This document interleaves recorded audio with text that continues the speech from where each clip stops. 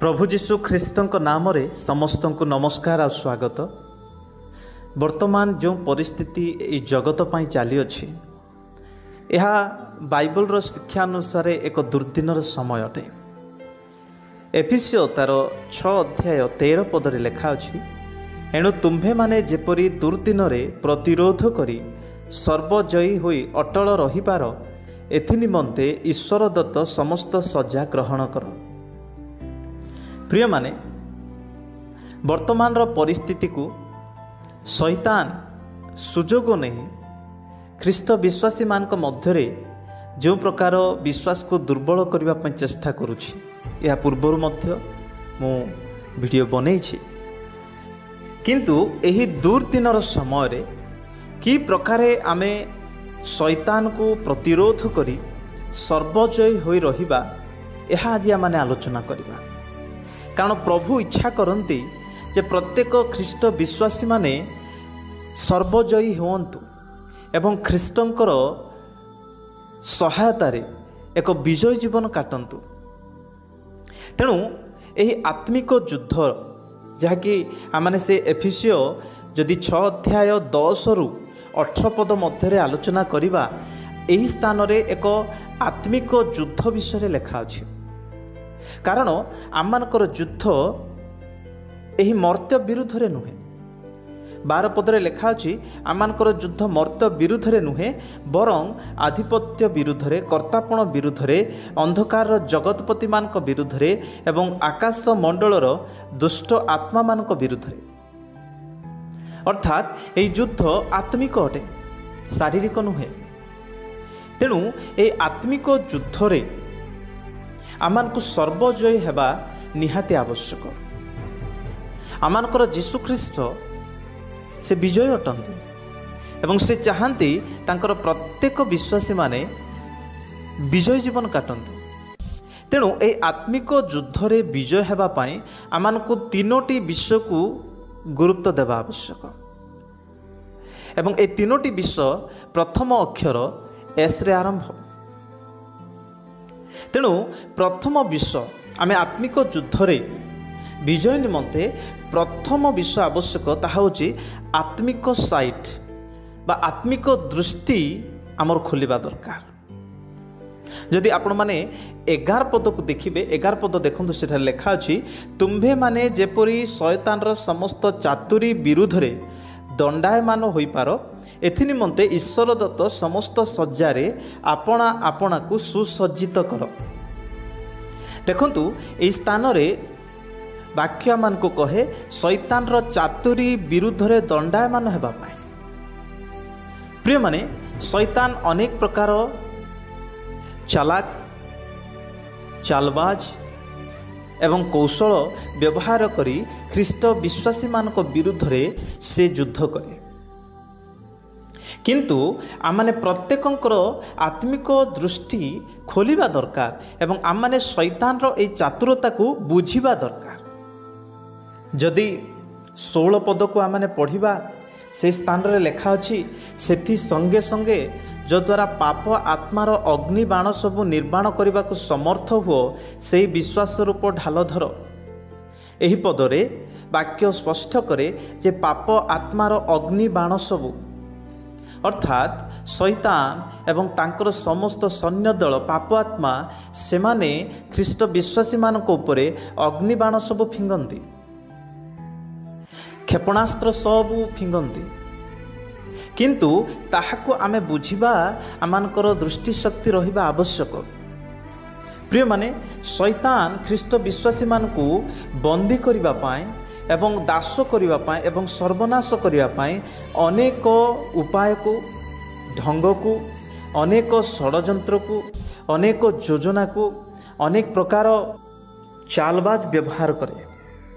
ତାହାକୁ ସେହି ଶୈତାନର ସମସ୍ତ ଷଡ଼ଯନ୍ତ୍ରକୁ ବୁଝିବା ପାଇଁ ଆସୁ ଆମମାନଙ୍କର ଆତ୍ମିକ ଚକ୍ଷୁ ଦୃଷ୍ଟିଶକ୍ତି ଆମେ ତେଜ କରୁ। ତେଣୁକରି ଏହି ଅଧ୍ୟାୟ, ଏହି ପ୍ୟାସେଜରେ ଆମମାନଙ୍କୁ ଗୁରୁତ୍ୱପୂର୍ଣ୍ଣ ଶିକ୍ଷା ଦିଆଯାଇଛି। କାରଣ ଦ୍ୱିତୀୟ କରନ୍ଥୀୟ ତାର 2:11 ଲେଖା ଅଛି, ଶୈତାନ ଯଦି ଆମକୁ କୌଣସି ଅପକାର ନ କରୁ ଏହା ଯଦି ଚାହୁଁଛୁ ତାହେଲେ ତାହାର ସମସ୍ତ କାର୍ଯ୍ୟ ଏବଂ ଚାତୁରତାକୁ ଆମେ ବୁଝିବା ଦରକାର। ତେଣୁ ପ୍ରିୟମାନେ, ଆସୁ ଏହି ଦିନମାନଙ୍କରେ ଆତ୍ମିକ ଚକ୍ଷୁ ଆତ୍ମିକ ଦୃଷ୍ଟିକୁ ତେଜ କରିବା। କାରଣ ପ୍ରଥମ ପିତର 5:8 ଲେଖା ଅଛି, ଶୈତାନ ସିଂହ ପ୍ରାୟ କରି ଗର୍ଜନ କରି କାହାକୁ ଗ୍ରାସିବ ଏହା ଖୋଜି ବୁଲୁଅଛି। ଆଉ ବର୍ତ୍ତମାନ ଯେଉଁ ସଙ୍କଟ ଆଉ ଦୁର୍ଦିନର ସମୟରେ ଅନେକ ବିଶ୍ୱାସୀମାନଙ୍କୁ ବିଶ୍ୱାସରେ ଦୁର୍ବଳ କରିବାରେ ଏବଂ ମନରେ ଅନେକ ପ୍ରକାର ହତୋତ୍ସାହ ଏବଂ ଅନେକ ପ୍ରକାର ଚିନ୍ତା ଏବଂ ଦ୍ୱନ୍ଦ୍ୱ ଏବଂ ସମସ୍ତ ପ୍ରକାର କୁଚିନ୍ତା ପୂରେଇବାରେ ଶୈତାନ ଧୀରେ ଧୀରେ ସକ୍ଷମ ହେଉଛି। କିନ୍ତୁ ପ୍ରିୟମାନେ, ଏହି ସମୟରେ ଆମମାନଙ୍କର ଆତ୍ମିକ ଚକ୍ଷୁ ଖୋଲିବା ଆବଶ୍ୟକ, ଆତ୍ମିକ ଦୃଷ୍ଟି ତେଜ କରିବା ଆବଶ୍ୟକ। ଏବଂ ଦ୍ୱିତୀୟ ବିଷୟ ଆମମାନଙ୍କୁ ଦରକାର, ତାହା ହେଉଛି ଆତ୍ମିକ ଶକ୍ତି, ସ୍ପିରିଚୁଆଲ ଷ୍ଟ୍ରେଂଥ। ତେଣୁ 10 ପଦରେ ଏହି ସ୍ଥାନରେ ଲେଖା ଅଛି, ଶେଷ କଥା ଏହି, ପ୍ରଭୁଙ୍କ ଠାରୁ ଶକ୍ତି ପ୍ରାପ୍ତ ହୋଇ ତାହାଙ୍କ ପରାକ୍ରମରେ ବଳବାନ ହୁଅ। ପ୍ରିୟମାନେ, ଆମେ ପ୍ରଭୁଙ୍କ ଠାରୁ ଶକ୍ତି ପ୍ରାପ୍ତ ହେବା ଆବଶ୍ୟକ। ଆମମାନଙ୍କର ଅନ୍ତରରେ ଥିବା ସେହି ଯୀଶୁଖ୍ରୀଷ୍ଟ ଏବଂ ଆମମାନଙ୍କର ଅନ୍ତରରେ ବାସ କରୁଥିବା ସେ ପବିତ୍ର ଆତ୍ମାଙ୍କର ଶକ୍ତି ହିଁ ଆମମାନଙ୍କୁ ଏହି ଆତ୍ମିକ ଯୁଦ୍ଧରେ ବିଜୟ ହେବାରେ ସହଯୋଗ କରିବ। କାରଣ ଯୀଶୁଖ୍ରୀଷ୍ଟଙ୍କ ଏବଂ ପବିତ୍ର ଆତ୍ମାଙ୍କର ସାହାଯ୍ୟ ବିନା ଏହି ଆତ୍ମିକ ଯୁଦ୍ଧରେ ବିଜୟ ହେବା ଅସମ୍ଭବ ଅଟେ। ତେଣୁ ପ୍ରଭୁଙ୍କ ଠାରୁ ଶକ୍ତି ପାଇବା ପାଇଁ ବାକ୍ୟ କହେ। ମନେ ରଖନ୍ତୁ ପ୍ରିୟମାନେ, ଆତ୍ମିକ ଯୁଦ୍ଧ କରିବା ପୂର୍ବରୁ ଆମେ ପ୍ରଭୁଙ୍କ ଠାରୁ ଶକ୍ତି ପାଇବା ଦରକାର। ତେଣୁ ଏହି ଆତ୍ମିକ ଯୁଦ୍ଧରେ ବିଜୟ ହେବା ପାଇଁ ପ୍ରଥମେ ଆମମାନଙ୍କର ଶତ୍ରୁ ଶୈତାନର ଦୁର୍ବଳତାକୁ ଜାଣିବାକୁ ପଡ଼ିବ ଏବଂ ଦ୍ୱିତୀୟରେ ଆମମାନଙ୍କର ତ୍ରାଣକର୍ତ୍ତା ପ୍ରଭୁଙ୍କର ଶକ୍ତିକୁ ମଧ୍ୟ ଗ୍ରହଣ କରିବାକୁ ପଡ଼ିବ। ମନେ ରଖନ୍ତୁ ପ୍ରିୟମାନେ, ଶୈତାନ ଏକ ପରାଜିତ ଶତ୍ରୁ ଅଟେ।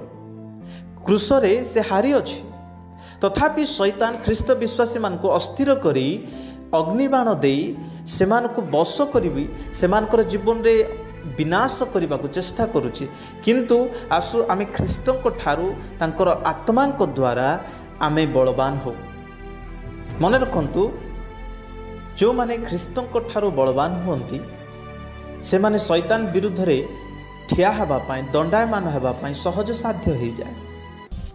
କାରଣ ଆମମାନଙ୍କର ବଳ ଏବଂ ଶକ୍ତି ନିଜର ନୁହେଁ, ଈଶ୍ୱରଙ୍କର ଆଡ଼ୁ ଆସେ। ତେଣୁ ଆମମାନେ ପ୍ରଭୁଙ୍କ ଠାରୁ ବଳବାନ ହେବା ନିହାତି ଆବଶ୍ୟକ। କାରଣ ପ୍ରଭୁଙ୍କ ଠାରୁ ବଳ ନ ପାଇଲେ ପ୍ରଭୁଙ୍କର ଦତ୍ତ ସେହି ସମସ୍ତ ହତିଆରକୁ ବ୍ୟବହାର କରିବା ପାଇଁ ଆମେ ସକ୍ଷମ ହୋଇପାରିବା ନାହିଁ। ତେଣୁ ଏ ଦିନମାନଙ୍କରେ ଯେତେ ଦୁର୍ଦିନ ଏବଂ ଦୁଃସମୟ ଆମର ଜୀବନରେ ଆସୁ, ସେତେ ପ୍ରାର୍ଥନାରେ, ପ୍ରଭୁଙ୍କର ଉପସ୍ଥିତିରେ ଏବଂ ପବିତ୍ର ଆତ୍ମାରେ ପୂର୍ଣ୍ଣତା ହେଇ ବଳବାନ ହିଁ ବଢ଼ିବା। କାରଣ ପବିତ୍ର ଆତ୍ମା ଆମମାନଙ୍କର ଆନ୍ତରିକ ପୁରୁଷକୁ ବଳବାନ କରେ। ତେଣୁ ଏହି ଦିନମାନଙ୍କରେ ଆସୁ ଆତ୍ମିକ ଶକ୍ତିକୁ ବଢ଼ାଇବା, ଆନ୍ତରିକ ଶକ୍ତିକୁ ବଢ଼ାଇବା, ବିଶ୍ୱାସକୁ ବଢ଼ାଇବା। ଏହା ସଦାପ୍ରଭୁ ଚାହାନ୍ତି। ଏବଂ ତୃତୀୟ ବିଷୟ, ଆମେ ଯଦି ଏହି ଆତ୍ମିକ ଯୁଦ୍ଧରେ ବିଜୟ ହେବାକୁ ଚାହୁଁଛୁ, ତାହା ହେଉଛି ଆତ୍ମିକ ଯୁଦ୍ଧ ବସ୍ତ୍ର ବା ସଜ୍ଜା, ସ୍ପିରିଚୁଆଲ ସୁଟ୍।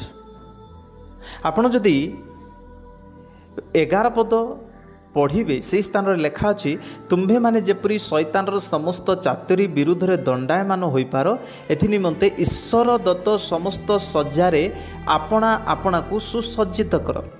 ଦେଖନ୍ତୁ, ଶୈତାନ ବିରୁଦ୍ଧରେ ଲଢ଼େଇ କରିବା ପାଇଁ ପରମେଶ୍ୱର ଗୋଟିଏ ସଜ୍ଜା ପିନ୍ଧିବା ପାଇଁ ଦେଇଛନ୍ତି, ହତିଆରର ବସ୍ତ୍ର ପିନ୍ଧିବା ପାଇଁ ଦେଇଛନ୍ତି।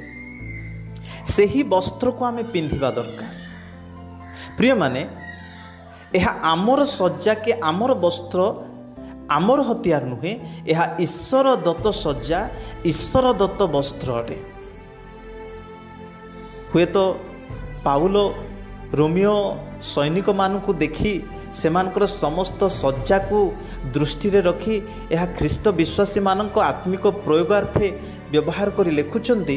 ତଥାପି ଆମମାନଙ୍କୁ ଏହି ଯେଉଁ ଆତ୍ମିକ ସଜ୍ଜା ପରିଧାନ କରିବା ପାଇଁ ପ୍ରଭୁ ଦେଇଛନ୍ତି, ଆପଣ ଯଦି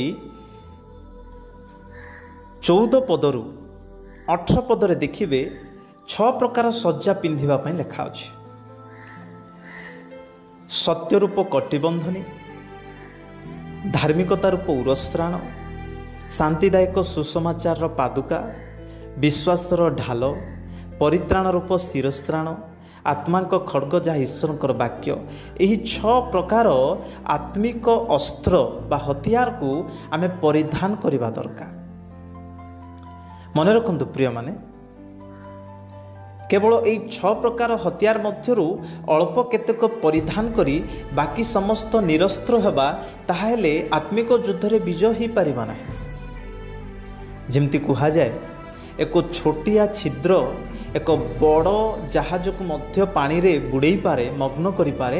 ଠିକ୍ ସେହି ପ୍ରକାରେ ଯଦି ଆମେ ଆତ୍ମିକ ହତିଆରର ଗୋଟିଏ ବିଷୟକୁ ମଧ୍ୟ, ଗୋଟିଏ ହତିଆରକୁ ମଧ୍ୟ ଅଣଦେଖା କରୁ କି ନିରସ୍ତ୍ର ହେଉ, ତେବେ ତାହା ଆମମାନଙ୍କର ଆତ୍ମିକ ଜୀବନ ପାଇଁ ଏକ ବିପଜ୍ଜନକ ହେବ। ତେଣୁ ସମସ୍ତ ସଜ୍ଜାକୁ ପରିଧାନ କରିବାକୁ ପଡ଼ିବ। ତେଣୁ ଏହି ସ୍ଥାନରେ ବାଇବଲ ଆମମାନଙ୍କୁ ପ୍ରକାଶ କରାଯାଇଛି। ଆସୁ ପ୍ରଥମେ ଆମେ ପ୍ରଭୁଙ୍କଠାରୁ ଶକ୍ତି ପ୍ରାପ୍ତ ହେବା, ତାପରେ ଏହି ସଜ୍ଜାକୁ ପରିଧାନ କରି ବ୍ୟବହାର କରିବା। ଆଉ ଗୋଟେ ବିଷୟ ଲକ୍ଷ୍ୟ କରନ୍ତୁ, ସଜ୍ଜାକୁ କେବଳ ପରିଧାନ କଲେ ହୁଏ ନାହିଁ, ସଜ୍ଜାକୁ ବା ହତିଆରକୁ ବ୍ୟବହାର କରିବା କୌଶଳ ମଧ୍ୟ ଜାଣିବା ଦରକାର। ଏବଂ ଏହି ହତିଆରକୁ ସବୁବେଳେ ବ୍ୟବହାର ନିମନ୍ତେ ପ୍ରସ୍ତୁତ ଏବଂ ସତର୍କ ରହିବା ଆବଶ୍ୟକ। ଏବଂ ଏହି ହତିଆରକୁ ଆମମାନଙ୍କ ଜୀବନରେ ବ୍ୟବହାର କରିବା ପାଇଁ ସବୁଠୁ ତେଜ କରେ ତାହା ହେଉଛି ପ୍ରାର୍ଥନା। 18 ପଦରେ ଲେଖା ଅଛି, ଆପଣ ଯଦି ଦେଖିବେ, ସର୍ବ ପ୍ରକାର ପ୍ରାର୍ଥନା ଏବଂ ନିବେଦନରେ ସର୍ବଦା ଆତ୍ମାଙ୍କ ସାହାଯ୍ୟରେ ପ୍ରାର୍ଥନା କର। ଅର୍ଥାତ୍ ପ୍ରିୟମାନେ, ଏହି ଆତ୍ମିକ ସଜ୍ଜା ବା ହତିଆରକୁ ବ୍ୟବହାର କରିବାରେ ପ୍ରାର୍ଥନା ହିଁ ଏକମାତ୍ର ଆମମାନଙ୍କର କୌଶଳ ଅଟେ। ପ୍ରାର୍ଥନା ଆମମାନଙ୍କୁ ଏ ହତିଆର ବ୍ୟବହାର କରିବାରେ ସାହାଯ୍ୟ କରେ। ତେଣୁ ଆମମାନଙ୍କର ସମସ୍ତ ପ୍ରାର୍ଥନାରେ, ହୁଏତ ଭଗ୍ନ ଅନ୍ତଃକରଣର ପ୍ରାର୍ଥନା, ଉପବାସ ପ୍ରାର୍ଥନା, ବ୍ୟକ୍ତିଗତ ପ୍ରାର୍ଥନା, ପାପ ସ୍ୱୀକାରପୂର୍ବକ ପ୍ରାର୍ଥନା କି ଅନ୍ୟ ପାଇଁ ମଧ୍ୟସ୍ଥ ପ୍ରାର୍ଥନା, ଧନ୍ୟବାଦାର୍ଥ ପ୍ରାର୍ଥନା, ଏ ସମସ୍ତ ପ୍ରାର୍ଥନାରେ ଆମକୁ ଜାଗ୍ରତ ହୋଇ ବଢ଼ିବା ଆବଶ୍ୟକ। ତେବେ ଆମମାନେ ଶୈତାନ ବିରୁଦ୍ଧରେ ଲଢ଼ିବା ପାଇଁ ଏହା ନିଶ୍ଚୟ ଆମମାନଙ୍କୁ ବଳବାନ କରିବ। ମନେ ରଖନ୍ତୁ ପ୍ରିୟମାନେ, ଶୈତାନ ବଳପୂର୍ବକ ନଚେତ୍ ପ୍ରବଞ୍ଚନାପୂର୍ବକ ଆକ୍ରମଣ କରେ, କିନ୍ତୁ ଏହି ଆତ୍ମିକ ସଜ୍ଜା, ଆତ୍ମିକ ହତିଆର ପ୍ରାର୍ଥନାର ସହକାରେ ଆମମାନଙ୍କୁ ଶୈତାନ ବିରୁଦ୍ଧରେ ଲଢ଼ିବା ପାଇଁ ସମ୍ପୂର୍ଣ୍ଣ ବଳ ଏବଂ ଶକ୍ତି ଦେଇ ଆମମାନଙ୍କୁ ବିଜୟ କରାଏ। ତେଣୁ ଏହି ଆତ୍ମିକ ସଜ୍ଜା ଗ୍ରହଣ କରି କେବଳ ତାକୁ ଦେଖିବା, ତାକୁ ସୁନ୍ଦର ଭାବରେ ପୋଛିକି ଚିକଣ କରିବା, ତାହା କେବଳ ନୁହେଁ, ବରଂ ପରିଧାନ କରି ତାହାକୁ ବ୍ୟବହାର କରିବା ଶିଖିବା ନିହାତି ଆବଶ୍ୟକ ଏହି ଦୁର୍ଦିନ ସମୟରେ।